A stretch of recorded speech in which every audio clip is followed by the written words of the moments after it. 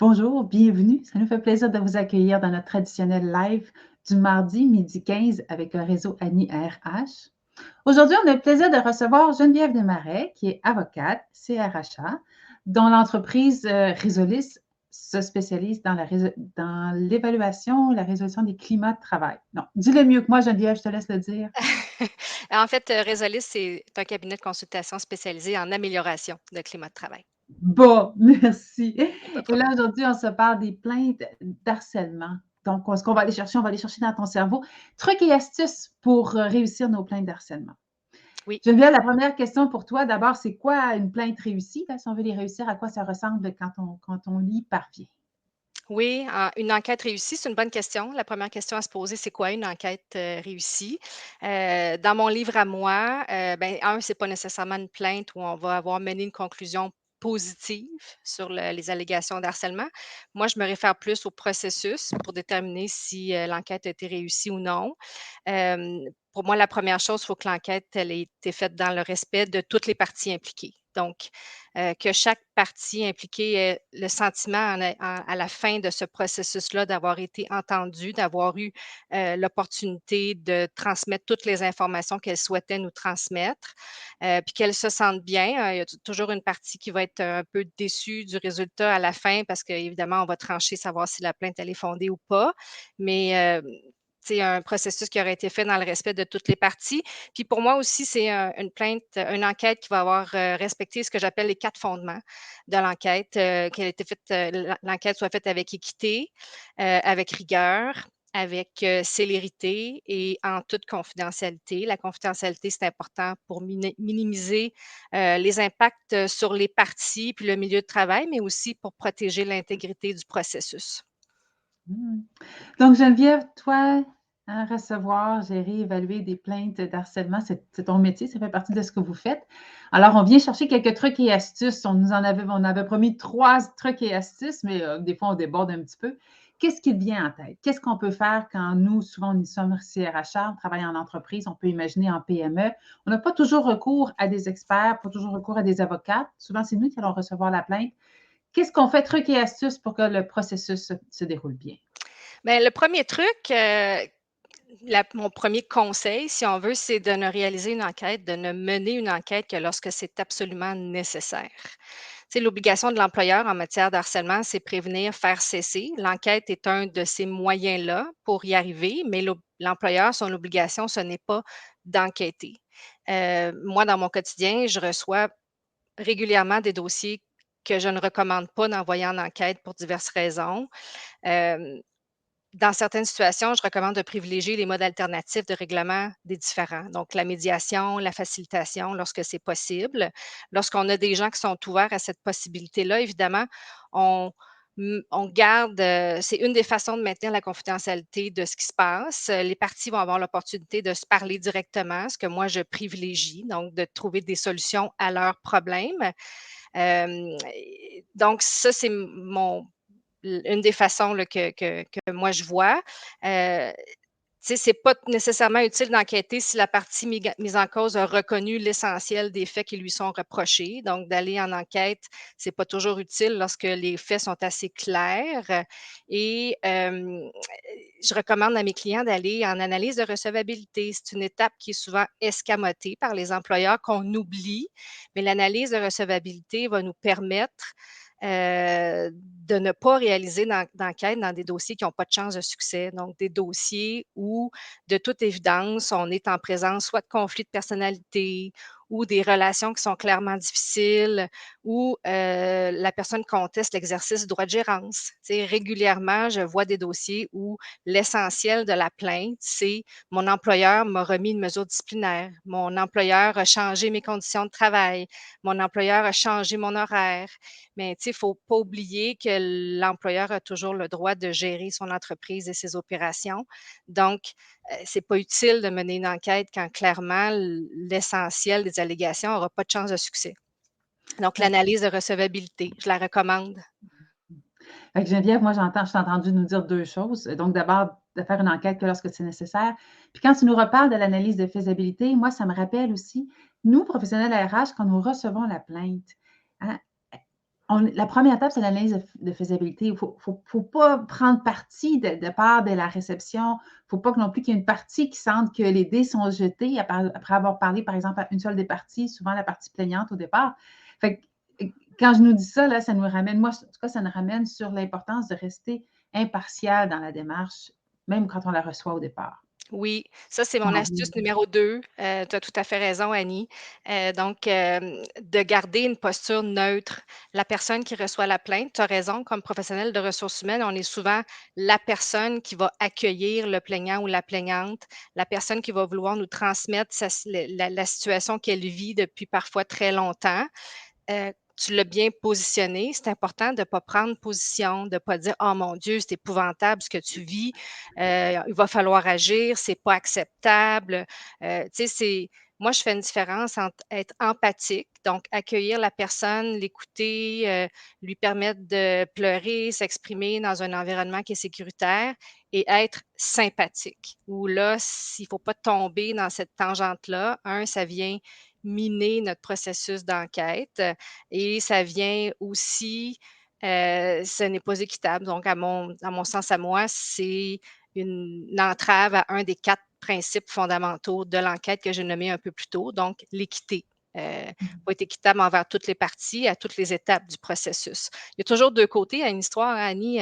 Quand la personne se présente dans notre bureau, elle a vécu une situation, un certain nombre d'événements, elle nous les raconte, mais ça va être important d'écouter la version de l'autre partie et des témoins s'il y en a également pour faire la lumière sur toute la situation.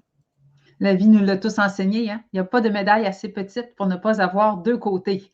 Fait qu'il y a Exact. toujours 2 côtés. Puis moi, ça me rappelle, tu sais, j'ai déjà des gens qui m'ont témoigné, de présenter sa plainte, puis là, la personne aux ressources humaines dit: «Ah, je suis tellement contente, tu es pas la première personne qui me parle de ça. Je suis contente quand finalement on a quelque chose d'officiel sur la démarche».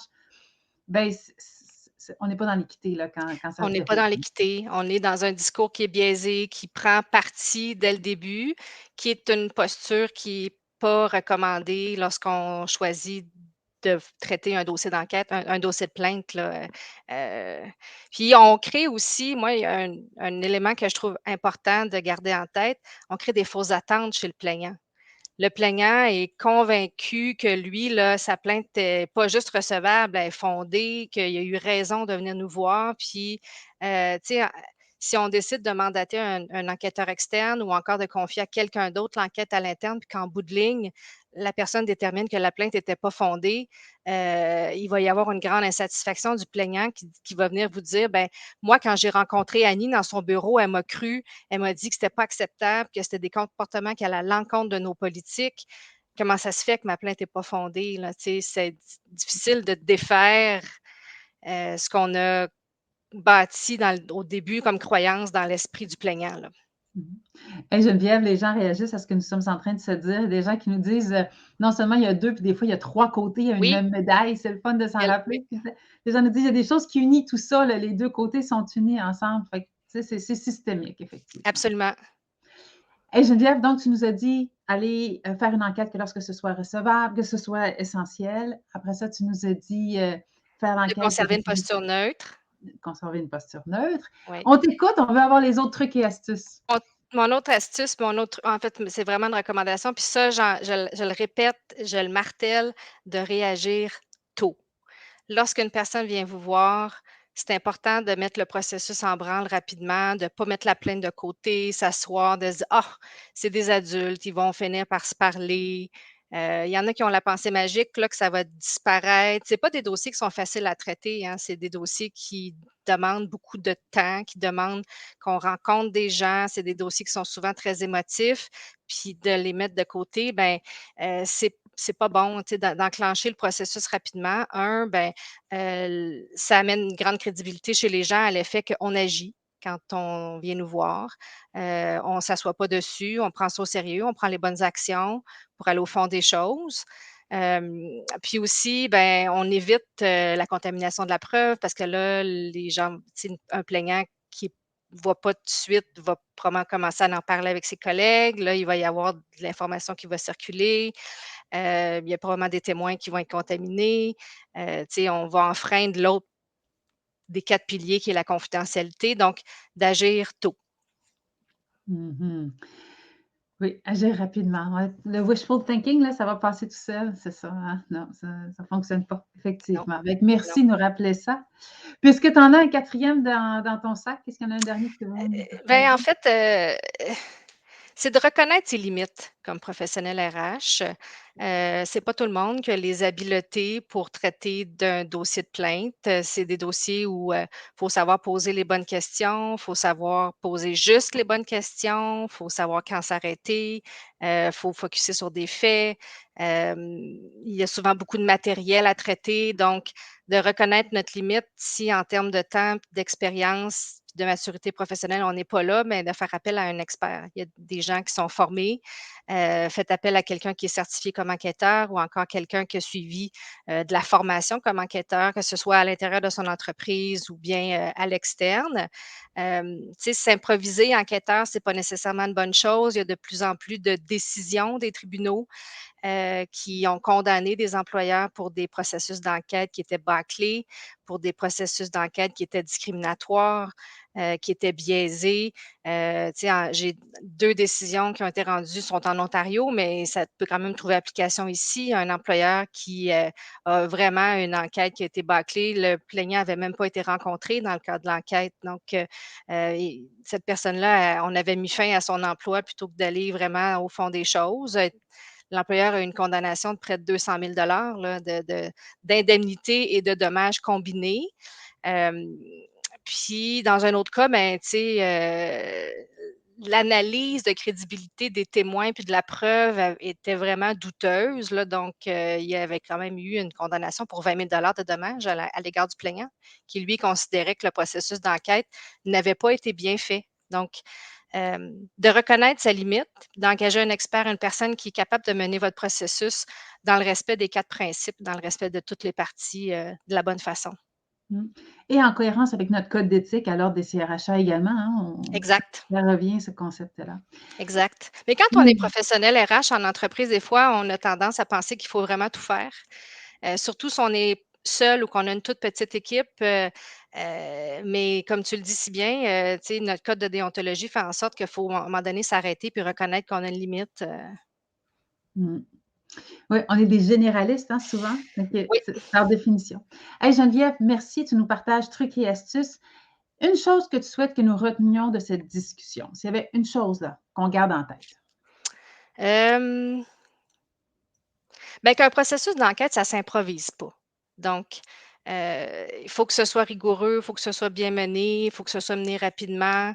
Hem, mais mon message premier, c'est que je pense un processus d'enquête, ça s'improvise pas. Pour avoir de la crédibilité, puis pour, en bout de ligne, considérer que l'enquête a été réussie, faut que ce soit structuré, il faut que ce soit équitable, il faut que ce soit rigoureux, confidentiel, fait avec, célérité, puis dans le respect des parties. Voilà. Mmh. Alors Geneviève, merci. Merci de nous Merci à avoir toi, Annie. partagé ces lumières-là ce midi, on l'apprécie beaucoup. À tous nos auditeurs, donc on se retrouve mardi prochain, 12h15, c'est nos rendez-vous hebdomadaires, toujours sur des sujets RH qui nous amènent dans différents points de vue, différentes réalités. Fait que merci, bonne journée. Merci.